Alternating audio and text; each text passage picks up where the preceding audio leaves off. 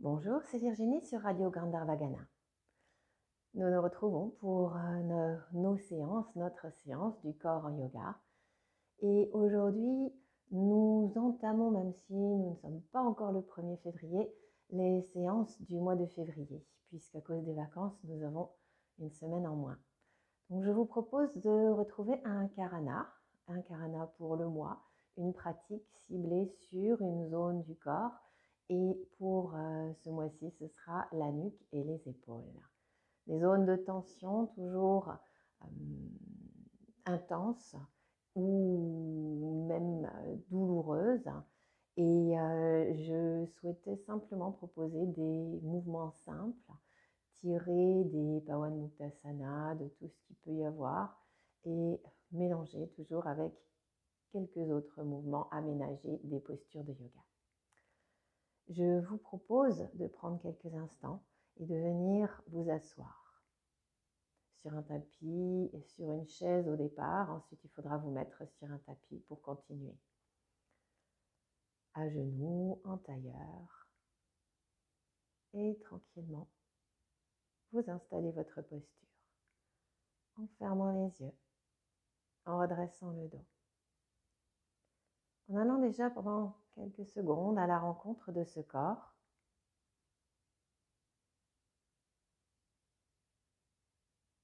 En allant à la rencontre de notre assise.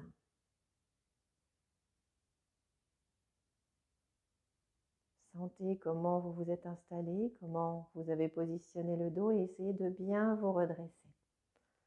Repoussez le sol à partir des fesses. Grandissez. Le petit creux s'installe dans le bas du dos. Lentement, amenez l'attention au niveau des omoplates et au niveau des épaules.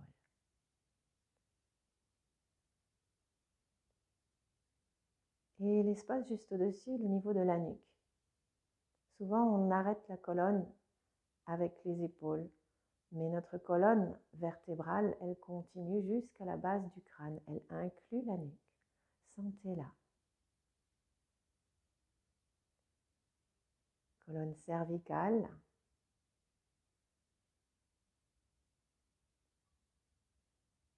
Installez quelques respirations en les amenant dans cette petite partie.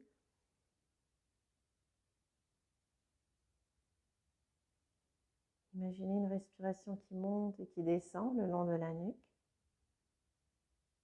À partir de cette bosse un peu épaisse, dans le haut du dos, jusqu'à la base du crâne. Et emmenez votre souffle ensuite jusqu'aux épaules. Base du crâne, haut du dos, épaules. Comme si on formait une sorte de ligne perpendiculaire. Ligne horizontale des épaules, ligne perpendiculaire jusqu'à la base du crâne. Le souffle suit cette ligne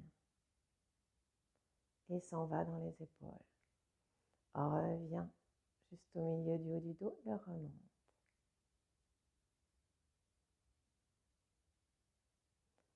Puis, vous pouvez ouvrir les yeux ou pas. Et avec la main droite, on va venir placer la main à l'arrière dans la nuque, plat de la main, et on vient frotter, réchauffer, prendre conscience de cette zone, à la fois de la gauche vers la droite, mais aussi du bas vers le haut, en allant chercher à sentir peut-être cette bosse un peu épaisse, cet arrondi qui est toujours là, qui est souvent qu'on peut sentir facilement, voilà, tout simplement. Et remonter tranquillement jusqu'à la base du crâne, aller chercher cette base du crâne. Elle est très haute, plus haute qu'on ne le croit. Allez la chercher et sentez cet espace qui fait bien 20 cm. Une nuque longue, c'est une nuque qui permet de retrouver ces 20 cm. Puis on repose la main sur le genou. Tranquillement. Et on va laisser la nuque faire des petits mouvements. Juste pour partir de gauche à droite, comme si on était en train de suivre un tracé en zigzag pour faire monter le nez. Ou peut-être, pour avoir une image, une route avec plein de lacets, une route de montagne du bas vers le haut, de la vallée jusqu'au sommet, avec plein de lacets. Et laissez monter, laissez monter, laissez monter, laissez monter, laissez monter, laissez monter. Et puis laissez descendre, laissez descendre, laissez descendre, laissez descendre. Toujours avec ces petits lacets. Le bout du nez qui dessine ces lacets. Imaginez un crayon au bout du nez. Dessinez cette route. Arrivé en bas, on va revenir jusqu'au moment où la tête est de nouveau à sa place. On s'arrête. Là, tranquillement, on fait rouler les épaules en arrière et vers le bas. Et on vient ouvrir les bras à hauteur d'épaule à gauche et à droite. Étirez-les bien. Et on va faire rouler les épaules complètement. Les bras sur une belle ligne horizontale, bout des doigts, épaules. Et on fait rouler à partir des épaules. On a les paumes de main qui regardent le sol et on fait rouler. C'est-à-dire que les pouces viennent faire un cercle vers le bas, vers le sol. On les amène peut-être même vers l'arrière. Et ramenez vraiment les épaules, amenez-les dans la rotation. Et puis avec les pouces qui guident, hop, les pouces repartent vers le bas et font de nouveau tout le mouvement pour aller vers le haut, vers le plafond et même au-delà. Et la rotation se fait à partir des épaules. Et encore une fois, vers le bas et vers l'arrière. Et laissez vraiment les épaules partir. C'est le mouvement qui part de là et vers le haut et vers l'arrière. Et puis on continue comme ça et on fait 3-4 grands mouvements pour faire monter les bras. Les bras tendus, même mouvement pour amener les bras vers le ciel à côté des oreilles. Arrivé là, on lève le menton, on s'étire, on grandit. Allez chercher à partir du menton à étirer le cou, la gorge. Puis tranquillement, on ramène le visage à sa place et on fait descendre les coudes en chandelier, les paumes de main vers l'avant. Arrivé là, on vérifie la hauteur des coudes et on va faire descendre les mains vers le sol, bout des doigts vers le sol, tout en restant toujours dans cette formule un peu en chandelier. Les avant-bras sont parallèles entre eux. Et puis on ramène nos bras de nouveau, bout des doigts vers le ciel, peut-être même de nouveau vers l'arrière. Et encore une fois, on redescend vers le bas, on remonte vers le haut, on revient vraiment dans le chandelier et on ouvre de nouveau les bras sur le côté, mais avec les paumes de main tournées vers l'extérieur, flexion des poignets. Étirez bien. Respirez. Et puis on fait descendre les bouts des doigts vers le tapis, vers le sol, flexion des poignets vers le bas. Et on relâche, on repose.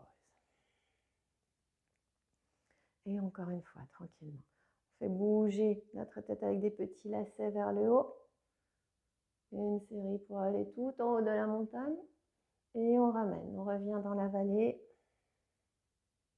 en accueillant les petits bruits dans la nuque. Puis on revient doucement à notre place. On ne le fait qu'une fois. On roule les épaules en arrière et vers le bas. On ouvre les bras complètement à hauteur d'épaule. Et on fait pivoter nos épaules pour faire monter les bras. À partir des épaules, les bras tendus. Rotation des épaules dans l'articulation. On arrive en haut, près des oreilles. Et là, on laisse monter le menton. Ouvrez l'espace avant du corps, étirez-vous, les paumes de main se regardent. Observez les omoplates. Imaginez deux petites mains qui poussent vos omoplates.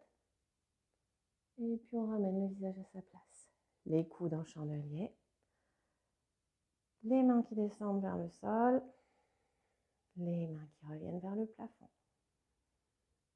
Les coudes qui reviennent à hauteur. Et on pousse, paumes de main vers l'extérieur, les bras qui s'allongent. Puis les paumes de main qui reviennent, les flexions des poignets vers le bas. Et on relâche. Voilà, petit karana simple pour le moment, à reprendre plusieurs fois en respirant. Et puis, nous avons toujours la mudra du mois. Alors celle-là, je ne l'ai pas tirée avec des cartes. J'ai pris une mudra associée à notre pratique, tirée des Meru Danda Mudra. Meru Danda, ça fait penser à des postures de yoga qu'on appelle parfois le bâton. et ça y ressemble un petit peu. On va fermer les poings en gardant les pouces levés, comme si on était en train de faire du stop sur la route, à gauche et à droite. Les doigts reviennent complètement dans la paume de main, les ongles touchent un petit peu la paume de main et les pouces sont très étirés, très alignés. On pose les mains sur les genoux, les pouces vers le ciel. On va démarrer avec cette position, les coudes bien relâchés. Et on va faire pivoter nos pouces vers l'extérieur. Si on imagine une horloge, les pouces pointent vers le 12 et nos pouces vont ensuite décrire des quarts de cercle vers l'extérieur, tout simplement. Le pouce droit, il part vers le côté droit, comme s'il arrivait à 3 heures, et le pouce gauche à 9 heures. Et puis, on revient tranquillement. Et on va faire ce mouvement tranquillement, assez lentement, pendant quelques minutes. Prenez le temps, fermez les yeux. Reposez bien les mains, les doigts. Laissez les pouces vers le haut. Puis tranquillement, tout doucement, on laisse partir sur les côtés.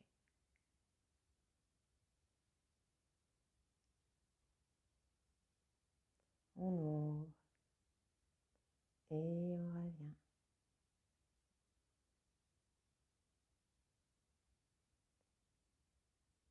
On ouvre de nouveau.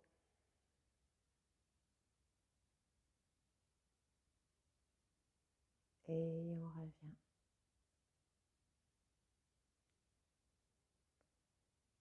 En dynamique, en l'associant au souffle, sur le temps d'une inspire longue, on laisse vraiment les pouces partir sur le côté.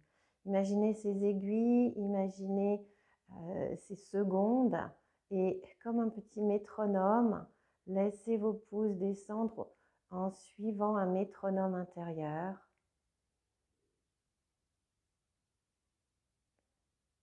Prenez le temps, tournez-les bien. Quand les pouces sont sur les côtés, les ongles sont tournés vers le ciel. On y reste un petit peu, suspension de souffle, poumon plein.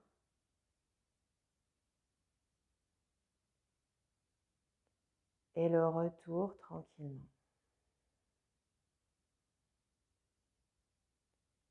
Le retour sur l'expire, suspension de souffle, poumon vide.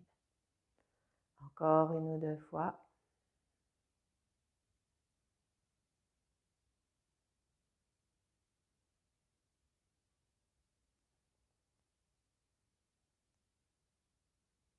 On dirait dans cette mudra que le pouce, quand il est étiré, représente la colonne vertébrale. Avec le placement du pouce vers le plafond, c'est comme si on partait du milieu du dos et en le laissant partir sur les extérieurs, on remonte jusqu'au niveau des épaules et de la nuque.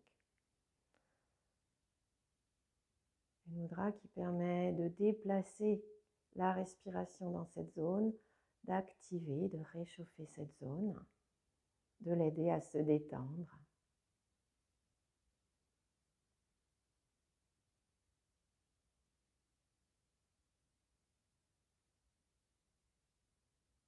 Puis, vous arrêterez quand vous êtes revenu au milieu du dos. Vous relâchez les doigts, les mains, faites bouger légèrement. Puis on dirait qu'on déplie un petit peu nos jambes.